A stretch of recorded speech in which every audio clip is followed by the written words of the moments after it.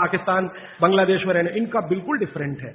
जो दुनिया के गर्म देश हैं, सारे धर्म यहीं से निकले। आपको मालूम है ईसाइयत यहीं से निकली, पूर्व से ही निकली। इस्लाम भी पूर्व से निकला। हमारा हिंदू धर्म जिसको सनातन मानते हैं, ये भी पूर्व से निकला। पश्चिम से कोई धर्म आज तक निकला ही नहीं। ईसाइयत निकलने का स्थान बेथलम है ना, बेथलम इजराइल, वो पूर्व में है।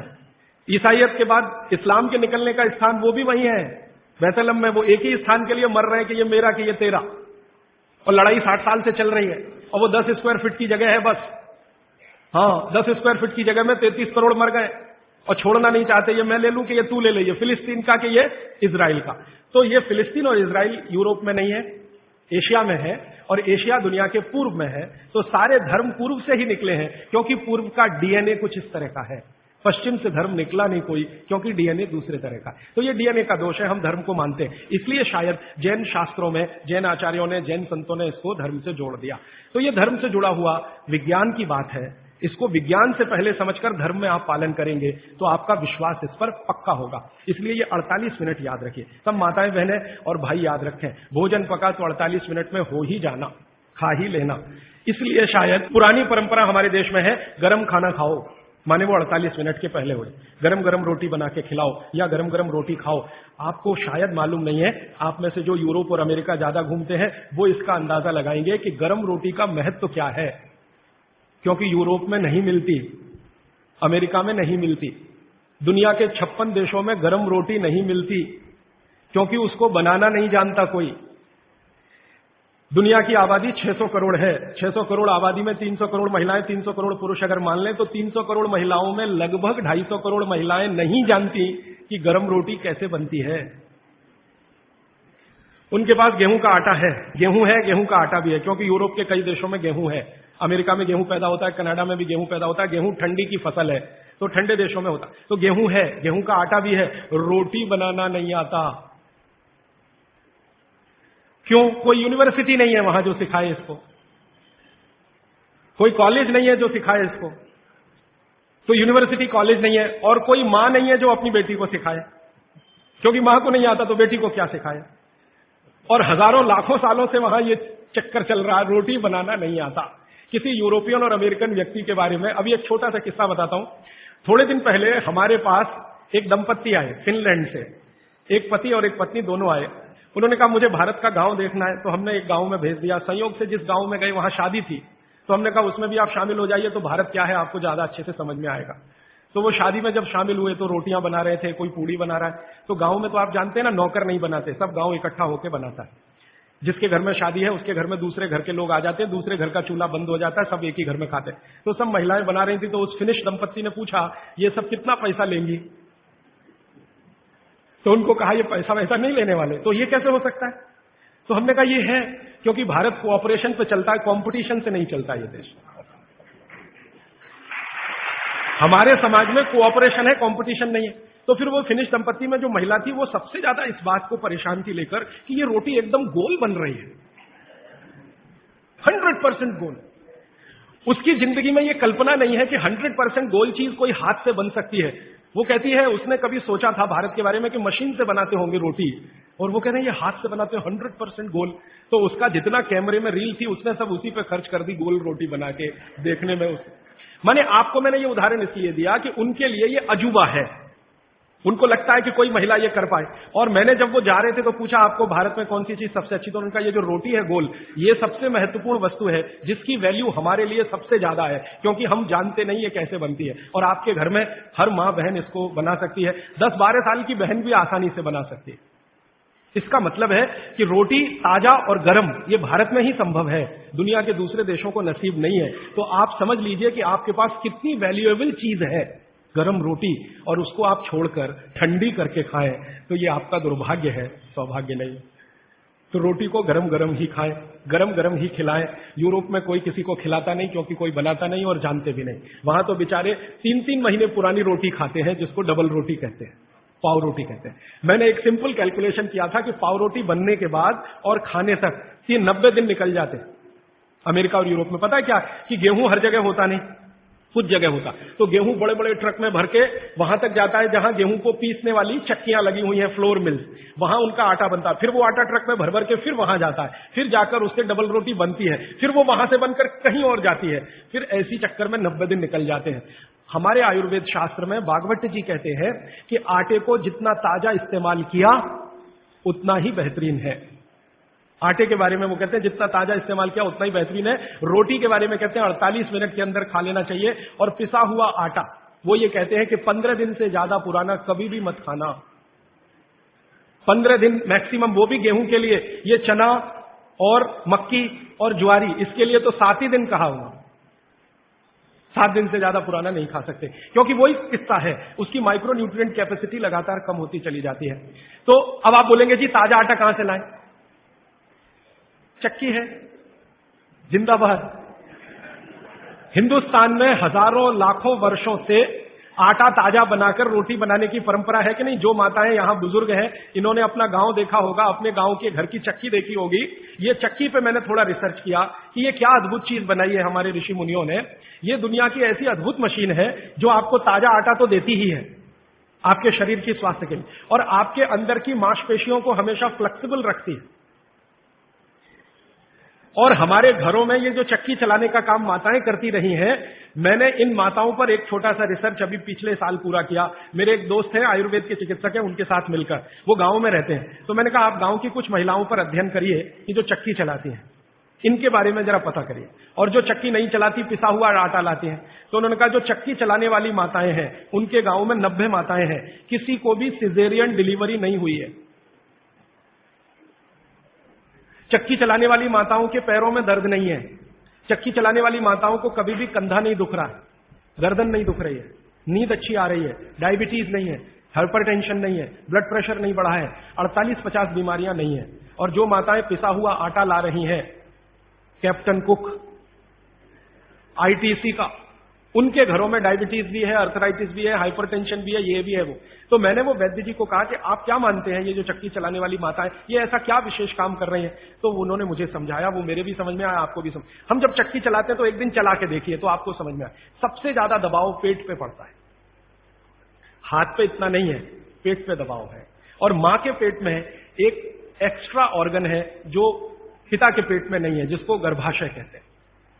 ये गर्भाशय आपके पेट के बिल्कुल बीचों बीच हिस्से में। चक्की चलाते समय सबसे ज्यादा जोर वहीं है। और गर्भाशय के बारे में आयुर्वेद के सारे रिसर्च और आधुनिक विज्ञान के सारे रिसर्च ये कहते हैं कि ये गर्भाशय के आसपास के एरिया में जितना हलन चलन हो उतनी इसकी फ्लेक्सिबिलिटी है। फ्लेक्सिबिलिटी माने मुलायमियत, अंग्रेजी शायद आप समझ जाएंगे। फ्लेक्सिबिलिटी, मुलायमियत, इलास्टिसिटी एक शब्द होता है अंग्रेजी में, इलास्टिसिटी। इलास्टिसिटी का मतलब जब चीज की जरूरत पड़े तो उसको तान देना, जब जरूरत पड़े तो उसको संकुचित कर दे। ये हमारे गर्भाशय का सबसे बड़ा गुण है।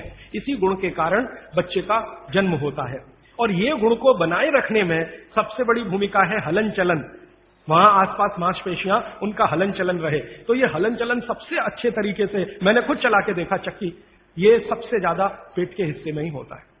तब मेरे समझ में आया कि जो माताएं नियमित रूप से चक्की चला रही हैं उनको सिजेरियन डिलीवरी नहीं हो रही है, क्योंकि गर्भाशय की इलास्टिसिटी मेंटेन है। तो आसानी से बच्चा बाहर आ रहा है बिना किसी ऑपरेशन के। तब मुझे ध्यान आया कि हमारी जो पुरानी माताएं हैं उनके 8-8, 10-10 बच्चे होते थे, कभी सुना नहीं कि सिजेरियन। वो दाई आती थी गांव की, जो एमबीबीएस नहीं है, एमडी नहीं है, एमएस नहीं है, और बच्चे करा के चली जाती थी, ऐसे ही जैसे दाल पका के कोई चला गया या चावल पका के कोई चला गया। हाँ, ऐसे होता है। तो हमने इस बात को जब ध्यान दिया तब मेरे मन में आया कि इसको थोड़ा और बड़ा रिसर्च करना चाहिए। तो इसी चेन्नई में मेरे एक मित्र हैं, उनकी पत्नी और वो मिलकर 15-16 साल से इसी विषय पे काम कर रहे हैं कि बच्चे को बिना किसी डॉक्टर की मदद के या सीजर ऑपरेशन के बाहर कैसे लाया जाए। तो उनका 15-16 साल का रिसर्च ये कहता है कि ये सिर्फ चक्की की मदद से ही हो सकता है। और आयुर्वेद तो यहां तक कहता है कि मां का गर्भ 7वें महीने तक चक्की चलाने की अनुमति देता है। मां को 7वें महीने तक चक्की चलवाई जा सकती है, 8वें महीने में नहीं, फिर उसको बंद कर देना अच्छा है। और उतने 7 महीने की चक्की आपके लिए पर्याप्त है कि वो बच्चा बिना सीजर के हो।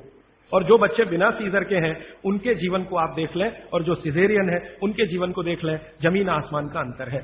सीजर बच्चे ज्यादा बीमार हैं, समय समय पे बीमारियां हैं। जो बिना सीजर हैं वो सब स्वस्थ हैं, दुरुस्त हैं, तंदुरुस्त हैं। ब्रेन का डेवलपमेंट भी उनका अच्छा है। लॉजिक को डेवलप करने की कैपेसिटी, कल्पनाशीलता उनमें दूसरे बच्चों से ज्यादा है। तो भागवत जी का सूत्र है कि खाना बना तो 48 मिनट में खाएं, और खाना बनाने वाली जो वस्तुएं हैं जिनमें सबसे महत्वपूर्ण है आटा, गेहूं का आटा 15 दिन से ज्यादा पुराना ना खाएं। जवारी, बाजरी और मक्की का आटा 7 दिन से पुराना ना खाएं। और वो ये कहते हैं कि रोज का हो तो सबसे अच्छा, सुबह बनाएं और शाम को आटा इस्तेमाल हो जाए तो वो सबसे अच्छा, ज्यादा दिन पुराना ना हो। तो अब आप इसको अपने जीवन में कैसे उतारेंगे इस सूत्र को? अगर संभव हो तो एक एक चक्की ले लीजिए, संभव हो तो। इससे कई फायदे हैं। आपको सबसे बड़ा फायदा तो यह है कि आपके घर में मां है, कोई बहन है, उसको मां बनने के समय ये बहुत मदद करेगी चक्की। दूसरा, आपका वेट कम करने में बहुत मदद करेगी चक्की। अगर आपको एक्स्ट्रा वेट है और आप उसको लूज करना चाहते हैं तो 15 मिनट सुबह चक्की चलाया पर्याप्त है। 15 मिनट सुबह अगर आपने चलाया, 3 महीने बाद आप देखना 12 से 13 किलो वजन कम होगा आपका, सिर्फ 15 मिनट की चक्की। रामदेव जी चक्की चलवाते हैं कि नहीं? आप चलाते हैं कि नहीं? लेकिन वो चक्की चलाते हैं जिसमें कुछ होता ही नहीं है, ऐसे ऐसे चलवाते हैं कि नहीं? तो असलियत में ही चला लो, कुछ तो आटा तो मिलेगा।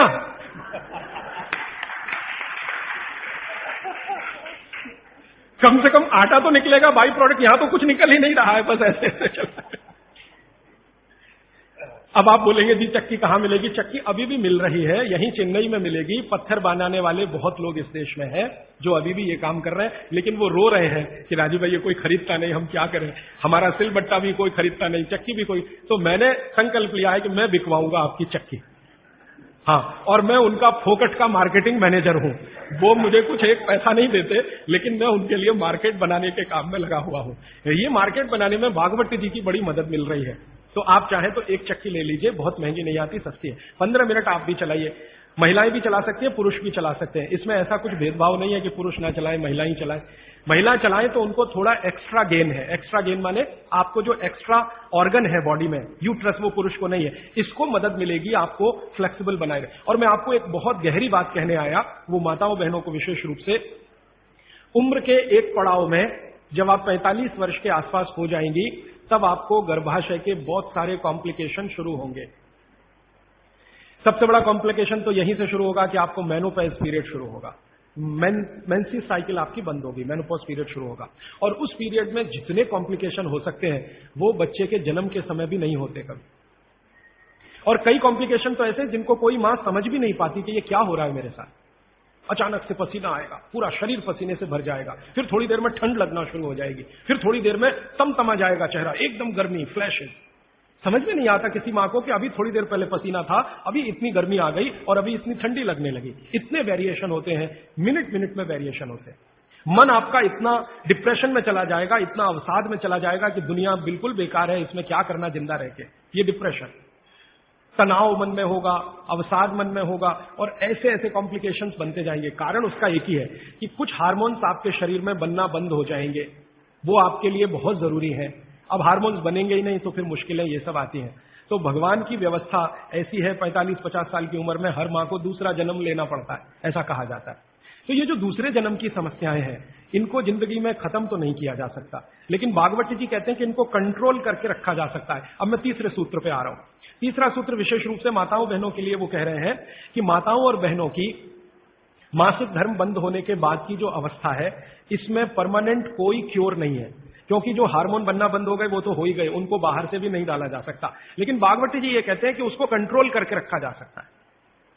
तो वो कहते हैं कि कंट्रोल करके रखने में मां के रसोई घर के जो उपकरण हैं, उपकरण, इंस्ट्रूमेंट्स, इनकी मदद आप ले सकते हैं। तो रसोई घर का उपकरण सबसे अच्छा मैंने कहा चक्की, इसकी मदद ले सकते हैं। और दूसरा एक उपकरण और है रसोई घर में, सिलबट्टा, मसाला पीसने वाला जो सिलबट्टा है ना, ये दूसरा बड़ा उपकरण। अगर मैंने सिलबट्टा चला के देखा तो इस सिलबट्टे को चलाने में भी सबसे ज्यादा जोर पेट पे ही आता है, चक्की चलाने में भी सबसे ज्यादा जोर पेट पे आ रहा है। तो ऋषि मुनियों ने ये चक्की का आविष्कार जब किया होगा और सिलबट्टे का आविष्कार किया होगा तो किसी मां को ध्यान में रखकर ही किया होगा, ये पक्का है।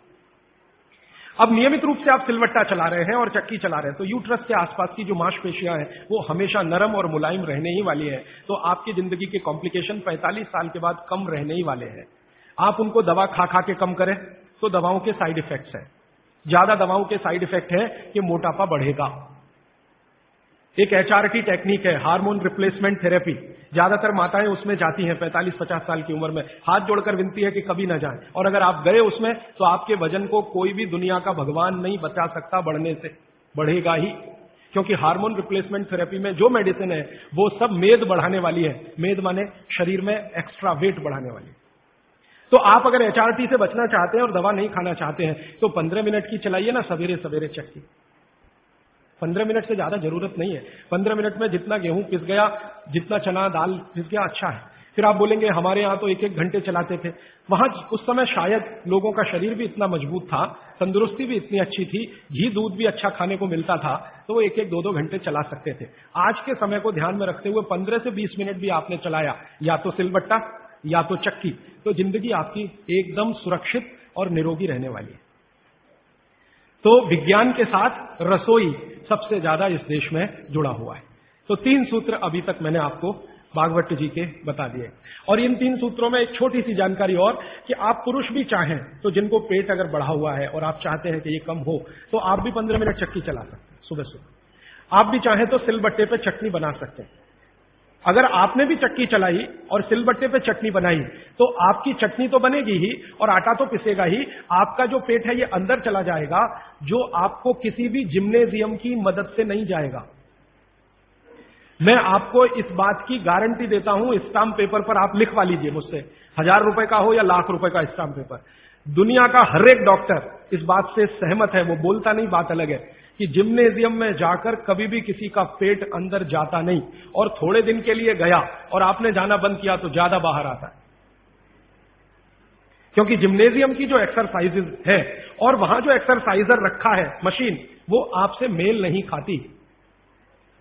आप पता है क्या मेल नहीं खाती? जिम्नेजियम की सभी मशीनें ज्यादा स्पीड वाली हैं और चक्की और सिलबट्टा ये स्पीड कम है, धीरे धीरे धीरे धीरे। हमारी जो तासीर है वो कम स्पीड वाले उपकरणों के साथ ज्यादा है, क्योंकि हम गर्म देश में रहते हैं। गर्म देश के लोगों में आप जानते हैं स्वाभाविक रूप से वायु का प्रकोप ज्यादा होता है शरीर में। ये कल मैं और इस विस्तार से बात करूंगा। वायु माने वात, पित्त और कफ शरीर में तीनों है। गर्म देश के लोगों में वायु का प्रकोप स्वाभाविक रूप से ज्यादा होता है। अब वायु का प्रकोप ज्यादा है तो हर चीज ऐसी करनी चाहिए जो धीमे हो। ज्यादा तेज करेंगे तो वायु और बढ़ेगी। इसलिए भारत में यह कहा गया है कि डांस करना है तो धीमे धीमे करो। इसलिए यहां के जो डांस है ना, उनके स्टेप्स, जैसे भरतनाट्यम, जैसे कथक, कथकली, ओडिसी, कुचिपुड़ी, ये सब डांस के स्टेप आप देखो स्लो है, स्लो। और यूरोप में बिल्कुल उल्टा है, ठंड बहुत है। ज्यादा ठंड के देशों में क्या होगा कि वायु बिल्कुल उल्टी स्थिति में होती है, बहुत ही कम होती है शरीर में, और पित्त और कफ बहुत बढ़े हुए होते हैं। तो वायु बढ़ानी है उनको पित्त और कफ को समान रखने के लिए, तो हर चीज वो फास्ट करेंगे। उनके डांसेस बहुत फास्ट होंगे। आप देखो रशियन बैले होता है ना, क्या फास्ट स्टेप्स वो करते हैं, क्योंकि वो उनके लिए आवश्यक है। नहीं करेंगे तो मर जाएंगे। तो उनका डांस फास्ट होगा, हमारा स्लो होगा। उनकी हर चीज की स्पीड फास्ट होगी, हमारी स्लो होगी। इसलिए हमने चक्की बनाई, सिलबट्टा बनाया, बैलगाड़ी बनाई, क्योंकि हर चीज हमें स्लो चाहिए। बात हमारा बढ़े नहीं, स्पीड से बात बढ़ता है। ध्यान रखिए इस बात को। बैलगाड़ी क्या है? पहिया ही तो है। मुख्य क्या है? पहिया है ना। तो पहिए का इन्वेंशन सबसे पहले भारत में ही हुआ दुनिया में, लेकिन हमने वो बैलगाड़ी में लगाया, हवाई जहाज में नहीं लगाया। हम भी चाहते तो हवाई जहाज का पहिया बना सकते थे। जिसने सबसे पहला पहिया बनाया दुनिया में वो हवाई जहाज का भी बना सकता था, लेकिन जरूरत नहीं अपने को जरूरत बैलगाड़ी की ही है, क्योंकि ये स्लो है। स्लो इसलिए कि बैल जो खींच रहा है उसके शरीर को वायु का प्रकोप ना बढ़े। हमारे यहां मनुष्य के लिए जितना सोचा गया बैल के लिए भी उतना ही सोचा गया, क्योंकि बैल और मनुष्य बराबर है हमारे यहां, अलग नहीं है, हिस्सा है हमारा, परिवार का हिस्सा। तो बैल जब बैलगाड़ी को खींचे, अगर गाड़ी फास्ट है तो बैल को फास्ट दौड़ना पड़ेगा, तो बैल की वायु बढ़ेगी, और वायु बढ़ने से मृत्यु जल्दी होती है। तो बैल ज्यादा दिन तक जीवित रहे, आपका काम करे, इसलिए बैलगाड़ी में स्पीड स्लो रहे। स्पीड स्लो रहे इसलिए बड़ा पहिया बनाया। पहिया जितना बड़ा होगा स्पीड उतनी स्लो होगी, पहिया जितना छोटा होगा स्पीड उतनी ज्यादा होगी। नंबर ऑफ रोटेशंस होंगे ना पर मिनट, जिसको आप RPM, रोटेशंस पर मिनट, जितने ज्यादा होंगे स्पीड उतनी होगी। तो रोटेशन ज्यादा करने के लिए छोटे पहिए ही चाहिए, इसलिए हवाई जहाज में छोटे पहिए हैं। हमको स्पीड ज्यादा करनी ही नहीं है, क्योंकि बात बढ़ाना नहीं है अपने शरीर का, इसलिए हमने बैलगाड़ी का बड़ा पहिया बनाया। अब हमने बैलगाड़ी बनाई तो पिछड़े नहीं है, और उन्होंने हवाई जहाज का पहिया बनाया तो अगड़े नहीं है। उन्होंने अपनी मजबूरी का समाधान करने के लिए बनाया, हमने हमारी मजबूरी का समाधान करने के लिए बनाया। वो जो कहते हैं ना, invention is the mother of necessity. हमारी जरूरत थी कि वात हम कम रखें अपने शरीर में और जानवरों के शरीर में, क्योंकि गर्म देशों में वात वैसे ही बहुत बढ़ता है। तो इसको कम रखने के लिए इसलिए सिलबट्टा है, धीरे धीरे चलता है। और वो जो आपके घर में है मसाला पीसने वाली मशीन, मिक्सी, एकदम फास्ट, ये यूरोप के लिए है, आपके लिए नहीं है। हमारा तो वो धीरे धीरे वाला ही अच्छा है। चक्की धीरे धीरे चलती है, यूरोप से आई हुई चक्की बिजली की जो है ना, एकदम फास्ट चलती है। अब मैं जो एक बात कहना चाहता हूं, जो 4 साल से 5 साल से हम कर रहे हैं, हमारा एक केंद्र है, वहां हम चक्की चलाते हैं, उसका नाम है स्वानंद। हमारे सभी केंद्रों का नाम स्वानंद है, हमारा ब्रांड नेम स्वानंद। तो उस केंद्र में हम चक्की चलाते हैं, चक्की चलाकर गेहूं का आटा बनाते हैं, जवारी का आटा और बाजरी का आटा, सब तरह के आटे। और वो आटा के 100 परिवार 125 परिवार के लोग नियमित रूप से लेके जाते हैं और खाते हैं। वो 100-125 परिवारों का सारा डाटाबेस हमने बनाया है। अब वो 100-125 परिवारों को 4 साल चक्की का आटा खिला खिला के हम पूछते रहते हैं, भाई क्या हो रहा है? तो कहते हैं एसिडिटी खत्म हो गई। और क्या हो रहा है? कहते हैं जी घुटने का दर्द कम हो गया। और क्या हो रहा है? नींद अच्छी आ रही है। और क्या हो रहा है? पित्त की बीमारियां कम हो गई हैं। और क्या हो रहा है? वो कहते हैं जी ब्लड प्रेशर भी कम हो रहा है। तो ऐसी 28-30 बीमारियों पर हमारी नजर है, और 4 साल में हर बीमारी के बारे में वो कह रहे हैं कम हो रही है, कम हो रही है, कम। मैंने कहा कुछ बढ़ रहा है? तो उन्होंने कहा आनंद बढ़ रहा है, सुख बढ़ रहा है, खुशी बढ़ रही है। क्या? बस वो चक्की का आटा खा रहे हैं और कुछ नहीं। फिर मैंने कहा कि आप माताएं जो लेके जाती हैं आटा, मैं पूछा आप बताओ जी आपका ऑब्जर्वेशन क्या है? तो उन्होंने कहा ये जो चक्की का आटा, इसकी रोटी इतनी नरम होती है, और वो जो बाजार का आटा लाते हैं उसकी रोटी थोड़ी ही देर में कड़क होती है। और वो कहते हैं कि हमारे घर के लोग जब से ये चक्की का आटा आया 2 रोटी ज्यादा भी खाते हैं तो शिकायत नहीं करते हैं, और ये बाजार के आटे की 1 रोटी भी ज्यादा खाई तो पेट में गैस बनना शुरू हो जाती है। माताएं ये कहती हैं। माताएं कहती हैं बच्चे भी उनकी रोटी पसंद से खाते हैं, घर के लोग भी अच्छे से खाते हैं। अब वो ये कहते हैं जी एक केंद्र से 2 कर दो, क्योंकि उसकी पूर्ति नहीं हो पा रही। एक केंद्र 100 घरों का ही आटा बना पाता है रोज, क्योंकि 15-20 महिलाएं वहां चक्की चलाती हैं। हम दूसरा बनाने की सोच रहे हैं, तीसरा बनाने की सोच रहे हैं। फिर एक दिन मैंने सोचा कि ये रास्ता तो गड़बड़ है, अगर हम ऐसे केंद्र बनाते जाएं तो ये रास्ता तो गड़बड़ है। अच्छा ये है कि हर घेर में ही ये केंद्र हो जाए। इसमें तो अंत में हम कहां फंस जाएंगे? जगह जगह केंद्र बना के हम तो फंसने वाले हैं कि भाई अब हाथ का आटा बना के दे दो। तो ये तो हम बिजनेस में नहीं जाना चाहते। हमारा उद्देश्य ये है कि हर घर में आटा बनाने की चक्की आ जाए, आप भी स्वस्थ रहेंगे, घर भी स्वस्थ रहे। तो वही मेरी आपको विनती है कि घर में चक्की वापस लाइए और सिलबट्टा भी वापस लाइए। मसाला पीसना है तो उस पर पीसिए, आपको चटनी बनानी है तो उस पर बनाइए। चटनी का स्वाद भी अच्छा होगा और उसके जो सूक्ष्म पोषक तत्व हैं वो भी अच्छे रहे। और एक छोटी सी आखिरी बात, आज के लिए समय हो गया। आखिरी बात यह है, मैं आपको विनम्रता पूर्वक जो कहना आया वो ये कि आपके रसोई में पिछले 20-25 वर्षों में जो बदलाव आया, रसोई में 20-25 वर्षों में, हमारे बीमारियों का सबसे बड़ा कारण वो बदलाव है। रसोई बीमारियों का कारण नहीं है। रसोई तो भागवत जी कहते हैं दुनिया का सबसे पवित्र स्थान, सबसे पवित्र स्थान। लेकिन उसमें बदलाव आ गया। बदलाव क्या आया? पहले चक्की होती थी, सिलबट्टा होता था, अब मिक्सी आ गई, या तो हमने कोई मशीन ले ली, और अब तो मशीनें रोटी बनाने की भी आ गई, रोटी बनाने की भी मशीन हमने ली। तो रसोई घर में जितनी हमने बदलाव लाया टेक्नोलॉजिकल, ये सब बदलाव ने हमको बीमार बनाया, माताओं को तो ज्यादा बीमार बनाया। मैंने पिछले 20 साल की जितनी रिसर्चेज है रसोई घर से जुड़ी हुई, इन सबको ध्यान से देखा तो पता चला कि हमने विकास के नाम पर अपने ही घर को बीमार बनाने की क्रिया शुरू की है। और रसोई घर में जितनी चीजें हैं उन्होंने महिलाओं का शरीर श्रम घटाया। जैसे वॉशिंग मशीन आ गई, इसने आपका शरीर श्रम घटा दिया। चक्की आ गई, उसने माने बिजली की चक्की आई, उसने आपका शरीर श्रम घटाया। सिलबट्टे का शरीर श्रम आपका घटा मिक्सी के आने से। हर जो चीज आई है, ओवन आया आपके यहां, माइक्रोवेव ओवन आया, फिर ये फ्रिज आया, इसने आपका शरीर श्रम घटाया। और शरीर श्रम घटाने के लिए नहीं है। भागवत जी कहते हैं कि शरीर श्रम घटाने की एक ही उम्र है, 60 के बाद। जब आप 60 के हो गए तब आप शरीर श्रम कम करते जाइए। 60 साल तक तो शरीर श्रम कम करने की जरूरत नहीं, 18 से लेकर 60 साल तक शरीर श्रम चाहिए ही, शरीर श्रम चाहिए। तो थोड़ा थोड़ा श्रम आप करते रहे। अब तो हमने पोछा लगाने वाला भी मशीन ले आया, झाड़ू लगाने वाला भी मशीन ले आया, रोटी बनाने वाला भी मशीन आ गया, चटनी बनाने वाला भी मशीन आ गया, रोटी को रखने वाला भी मशीन आ गया। अब सब कुछ मशीन आ गया तो आप भी मशीन ही हो जाएंगे। और आप हो गए हैं। पता है मशीन हम कैसे हो गए? जिंदगी का रस चला गया, आनंद चला गया। पहले घरों में काम करते समय जो रस था, आनंद था, वो सब चला गया। कैसे चला गया? मैंने बचपन का मुझे याद है, माताएं बहनें काम करते करते बहुत सारे गीत गाती थी।